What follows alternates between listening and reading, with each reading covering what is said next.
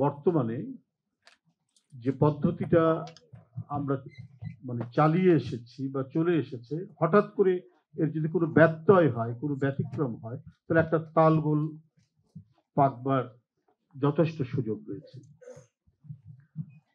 আর এই ক্ষেত্রে আমার যেটা বিশ্বাস সেটা হলো যে মানুষের চেতনার পরিবর্তন না হলে, মানুষ তার ভাবনা এবং সবকিছুর একটা পরিবর্তনের মধ্যে একটা সাইকোলজিক্যাল পরিবর্তন যদি না হয়, আপনি যে কাজই করুন না কেন, যে প্রতিষ্ঠানই করুন না কেন, যে পদ্ধতি অবলম্বন করুক না কেন, সেটা টিকবে না। তত্ত্বাবধায়ক সরকারের জন্য কি সংগ্রাম আমরা দেখেছি, বিধ্বংসী সংগ্রাম, এবং যারা করলেন তারাই সেটা ভেঙে দিলেন। এটাই তো দৃষ্টান্ত এই দেশে।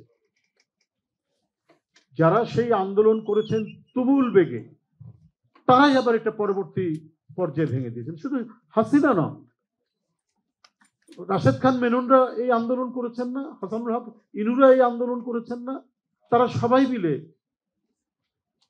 আপনার এই বিষয়টা ভেঙে দিলেন। যেখানে বারবার প্রতিষ্ঠান ভেঙে যায়, সেখানে আপনি একটা হঠাৎ করে একটা জিনিস যদি ইন্ট্রোডিউস করতে চান, একটা পদ্ধতি যদি ইন্ট্রোডিউস করতে চান, সেটা জনগণের মধ্যে একটা বিভ্রান্ত তৈরি হবে বলে এটা আমার বিশ্বাস। আমরা যে জিনিসটা প্রতিষ্ঠা করতে গিয়ে বারবার হোঁচট খেয়েছি, সেই ধারাবাহিকতাই তো আমরা যেতে পারিনি। আমাদের পাশের দেশ ভারতে, সেখানে স্বাধীনতার পর থেকে তারা সেই ধারাবাহিকতাটা রক্ষণাবেক্ষণ করেছে, এখনো পর্যন্ত তারা নিয়ে যাচ্ছে। এমনকি রাজতন্ত্র চলে যাওয়ার পরে নেপালেও, সেখানেও গণতন্ত্রের ত্রুটি বিচ্যুতির মধ্যেও একটা পালাবদল সেখানে কিন্তু ঘটছে, সেখানে ঘটে যাচ্ছে। আমাদের এখানে সেটা হয়নি। এই গড়ছি, এই ভাঙছি, এই গড়ছি, এই ভাঙছি। এই মিলিটারি ডিক্টেটর না হলে পলিটিক্যাল ফ্যাসিস্ট চলে আসছে সামনে। তো সেখানে আপনি হঠাৎ করে একটা নতুন পদ্ধতি দিলে পরে এটা জনমনে হয়। আমি নিজেও অনেকটা কনফিউজ যে পিয়ার পদ্ধতি যদি হয়, তাহলে কি আমরা যারা ভোটার, আমরা কি আমাদের যে প্রতিনিধি হবে তাকে তো আমরা আগে থেকে চিনতে পারছি না। ভোটের আগের দিন পর্যন্ত যাচ্ছি না আমাদের প্রতিনিধি কে, কিন্তু আমরা ঠিক বুঝতে পারছি না। আমি এটা যে একটা অপ্রচলিত বা এটা যে একটা নেতিবাচক পদ্ধতি, সেটা আমি বলছি না। হঠাৎ করে এটা ইন্ট্রোডিউস করলে পরে এই মুহূর্তে সেটা সচল করে উপলব্ধির জায়গায় সবার উপলব্ধির মধ্যে আসবে কিনা, সেটা তো একটা মানে কঠিন বিষয়। এখন নিউজিল্যান্ড এটা করেছে, ফ্রান্স করেছে, জাপান করেছে। দুইটা জিনিস, একটা হচ্ছে যে মানসিকতার পরিবর্তন, আরেকটা হচ্ছে আমাদের রাজনৈতিক সংস্কৃতি কত ডেভেলপ। আমাদের রাজনৈতিক সংস্কৃতিটা ডেভেলপই করতে দেয়নি। এখন নিউজিল্যান্ডের যে মানে পলিটিক্যাল কালচার, ফ্রান্সের যে পলিটিক্যাল কালচার, আর জাপানের যে পলিটিক্যাল কালচার, যদিও জাপানে কিন্তু 100% তারা আনুপাতিক নির্বাচনে যায়নি, হয়তো 35 কি 37% সোফার আইনো, আমি যতটুকু জানি তাতে সম্পূর্ণ সেখানে আসে। এখন আপনারা বলতে পারেন যে নেপালে এই পদ্ধতি নিয়ে কিন্তু প্রচন্ড বিতর্ক ওখানে তৈরি আছে, চলছে, এখনো চলছে, এবং এইটা তারা মানে কতটুকু রাখবেন কি রাখবেন না, এটা নিয়েও কিন্তু সেখানে একটা বড় ধরনের ডিবেট অব্যাহত রয়েছে। তো এশিয়ার মধ্যে তো এই দুটি দেশের আমরা দেখছি উন্নত দেশগুলো হতে পারে। উন্নত দেশের যে সামাজিক যে অবস্থান, গণতন্ত্রের যে ইতিহাস এবং ঐতিহ্য, আমি বলছি যে এই বিভিন্ন চেতনার গণতন্ত্র না, এবং প্রকৃত চিরায়ত গণতন্ত্র, এবং আমি যদি বলি ক্লাসিক্যাল ডেমোক্রেসি, যেটা আমরা ধ্রুপদী গণতন্ত্র বলছি, তার যে অব্যাহত যাত্রা, সেখানে এটা সম্ভব। আর আমাদের তো গণতন্ত্র প্রতিষ্ঠাই আমরা করতে পারি। সেইখানে আবার এর মধ্যে যদি আপনি আনুপাতিক পদ্ধতি নিয়ে আসেন, এটা কি পরবর্তী পর্যায়ে রাজনৈতিক স্ট্যাবিলিটি, অনেকে বলেছেন এই স্ট্যাবিলিটি না আসলে আরেকটা ফোর্স কোন দিক দিয়ে এসে এটা কোথায় একবারে ধুলার সাথে মিটিয়ে দিতে পারে।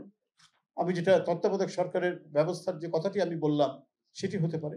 বরং আমরা যেটিতে অভ্যস্ত সেটাকে আমরা আগে প্রতিষ্ঠা করি, এটার কিছুটা পালাবদল ঘটুক, এটার ধারাবাহিকতা কিছুটা এগিয়ে যায়, তারপরে আমরা আস্তে আস্তে আস্তে মানুষের কাছে সচেতন করে আমরা যে পিয়ার পদ্ধতি, সেই পিয়ার পদ্ধতি সেটা নিয়ে আসা যেতে পারে। আমি এখানে বসে বসে বলছিলাম অনেক ভালো ভালো কথা আছে, কিন্তু বাস্তব কথাটি এটিতে নাই। একজন যদি কেউ যেতেন, আরেকটি দল সেদিন থেকেই নির্বাচন সূক্ষ্ম কারচুপি হয়েছে, এই হয়েছে সেই হয়েছে বলে যে প্রাতিষ্ঠানিকীকরণের যে প্রক্রিয়া সেটাই বন্ধ করে দেয় যে দেশে, সেখানে আবার হঠাৎ করে নতুন নতুন পদ্ধতি নিয়ে আসলে সেটা যে খুব সচল হবে বলে আমার মনে হয় না। আর এতদিন ধরে আমরা এই যে 1215 সালের ম্যাগনা কার্টা থেকে এই যে ব্রিটিশ পার্লামেন্ট, এর মধ্যে বিপ্লব হয়েছে, এর মধ্যে পার্লামেন্ট স্থগিত হয়েছে, এরপরে আবার পার্লামেন্ট সচল হয়েছে, কত আইন তৈরি হয়েছে, বিল of rights, petition of rights. তো ওটা তো একটা মানে ধারাবাহিকতার মধ্যে দিয়েই তো আজকে ইংল্যান্ডের গণতন্ত্রের এই রূপ আমরা পাচ্ছি, এই পর্যায়ে আমরা পাচ্ছি। আজকে যে রিপ্রেজেন্টেটিভ যতটুকু চালু হয়েছে পুরোপুরি তো চালু হয়নি, কিছু কিছু ক্ষেত্রে হয়তো হয়েছে মার্কিন যুক্তরাষ্ট্রে। এখনো তো মানে সরাসরি প্রতিনিধি নির্বাচিত। শুধু তাই নয়, পপুলার ভোটে এগিয়ে আছেন, কিন্তু ইলেকট্রাল ভোটে আরেকজন জিতে গেলেন। কিন্তু তার ইয়ে নাই, ট্রাম্পের ক্ষেত্রেও সেটা হয়েছে এর আগের বার। হিলারি আপনার পপুলার ভোটে তিনি এগিয়ে আছেন, কিন্তু ইলেকট্রাল কলেজ ইয়ে পেয়েছেন বেশি, প্রতিনিধি পেয়েছেন বেশি, ট্রাম্পে প্রেসিডেন্ট হলেন। তো এটা তো বড় মারাত্মক ত্রুটিযুক্ত, কিন্তু ওরা বাদ দেয়নি ঐতিহ্য হিসাবে। তাই বলে কি মার্কিন যুক্তরাষ্ট্র গণতান্ত্রিক দেশ নয়? নিশ্চয়ই গণতান্ত্রিক দেশ। তাহলে আমাদের যেটা আমরা ইনহেরিট করেছি, যেটার ধারাবাহিকতা আমরা প্রতিষ্ঠা করতে পারিনি, ওটা প্রতিষ্ঠা করি, যেটা জনগণ বোঝে জানে, আমরা সবাই যেটাতে অভ্যস্ত, সেটার মধ্যে দিয়ে এটাকে আমরা এস্টাবলিশ করি, এটাকে আমরা একটা পর্যায়ে নিয়ে যাই। তখনই না হয় এই যে ডিবেটগুলো চলছে সেটা অব্যাহত থাক। আর এটা টেস্ট কেস হিসেবে যে কথাটি এসছে যে মহিলাদের আসন 100 যে প্রস্তাব এসছে, 100 করার প্রস্তাব এসছে, সেটা রিপ্রেজেন্টেটিভ যে ইয়েটা আছে, প্রপোর্শনেট রিপ্রেজেন্টেশনের এই পদ্ধতিতে সেগুলো করা যেতে পারে, এই ধরনের প্রস্তাব এসছে। তো এই ধরনের কিছু টেস্ট কেস চলতে পারে, কিন্তু সামগ্রিকভাবে আপনি যদি এই মুহূর্তে এটা ইন্ট্রোডিউস করেন, এটা হয়তো ডিবেটের জন্য, ডিসকাশনের জন্য, একাডেমিক আলোচনার জন্য ভালো লাগছে, কিন্তু বাস্তবে গিয়ে আপনি যে কোনো রিক্সাওয়ালাকে জিজ্ঞেস করেন, বাবা তুমি কি আনুপাতিক নির্বাচন তুমি কি জানো, বোঝো? একজন কেউ বলতে পারবে না। আমরা একটা অপাক মানে একটা অস্বচ্ছ ইয়ের মধ্যে আমরা রয়েছে। আচ্ছা কি করব? যদি শতকরা 50% ভোট না পাই, তাহলে সেক্ষেত্রে কি হবে? আবার কি নির্বাচন হবে? যেটা আমরা পশ্চিম ইউরোপের বিভিন্ন দেশের মধ্যে দেখি। তো ফলে এই যে এর যে তিনটা রূপ, আমাদের এটাকে বলা হচ্ছে মিশ্র, কিন্তু এর একটা মানে গোপন চেহারাও আছে, এর একটা মুক্ত চেহারাও আছে। আসলে কোন চেহারাটা নিয়ে এই প্রপোর্শনেট রিপ্রেজেন্টেশনটা চালু হবে, সেইগুলো কিন্তু খুব একটা পরিষ্কার আছে বলে আমার কাছে মনে হয় না। আমি যেটা মনে করি, একটা হচ্ছে যে আমাদের হলো মানসিক এভলিউশন, এটা আগে করতে হবে, প্রস্তুতিটা নিতে হবে মানসিকভাবে। আমি মনে করি এটা বায়োলজিক্যাল একটা বিষয়।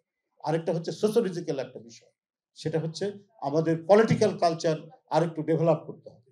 আপনি সেই কি বলে 18 শতাব্দীতেই দেখুন যে ফেডারেল গভর্নমেন্ট শক্তিশালী হবে না লোকাল গভর্নমেন্ট শক্তিশালী হবে, এটা নিয়ে মার্কিন যুক্তরাষ্ট্রের যে দ্বিতীয় প্রেসিডেন্ট জন অ্যাডামস, তার সাথে ঝগড়া শুরু হয়ে গেল আপনার জেফারসনের।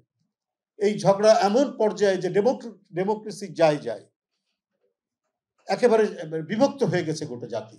কিন্তু পলিটিক্যাল লিডার ফিগাররা এত ম্যাচিউর ছিলেন, তারা বলে যে ঠিক আছে, এই ডিবেটটার উপরে আগামীতে যে নির্বাচন, সেই নির্বাচনে সেটা আমরা ভোটাভুটিতে যার পলিসিটা যদি ফেডারেল গভর্নমেন্ট শক্তিশালী হয়, তারা যদি বেশি ভোট পায়, তাহলে সেটাই গৃহীত হবে। আর যদি লোকাল গভর্নমেন্ট যদি শক্তিশালীর এই নীতিমালা যদি বেশি ভোট পায়, তাহলে সেটাই গৃহীত হবে। ভোটাভুটি হলো জেফারসনের লোকাল গভর্নমেন্ট, এরা বেশি ভোট পেলেন, জেফারসন তৃতীয় রাষ্ট্রপতি হলেন, কিন্তু তার নীতিটাও গৃহীত হলো এবং সেটা সবাই মেনে নিলেন। পলিটিক্যাল সায়েন্টিস্ট, অ্যানালিস্ট তারা বলছে ওই সেই দিন আমেরিকার গণতন্ত্র টিকে গেল, যে এই যে পিসফুল ট্রান্সফার অফ পাওয়ার হয়ে গেল শুধুমাত্র ওই নীতিটার কারণে।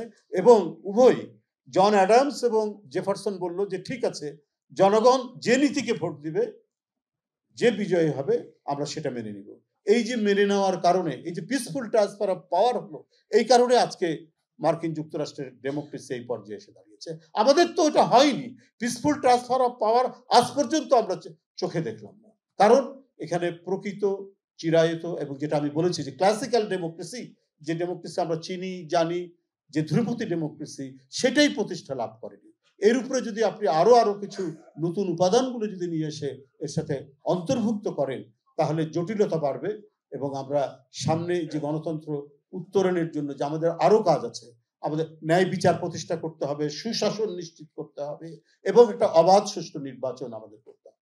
সেই ক্ষেত্রে আমার মনে হয় প্রচলিত পদ্ধতি থেকে আরো ডেভেলপ করে আমাদেরকে এগিয়ে নিয়ে যাওয়া উচিত এবং কিছু কিছু ক্ষেত্রে প্রপোর্শনেট রিপ্রেজেন্টেশন যেটার প্রস্তাব এসছে মহিলা আসনের ক্ষেত্রে বা উচ্চ কক্ষের ক্ষেত্রে, সেখানে কিছু কিছু পরীক্ষামূলক হতে পারে। আপনাদের সকলকে ধন্যবাদ।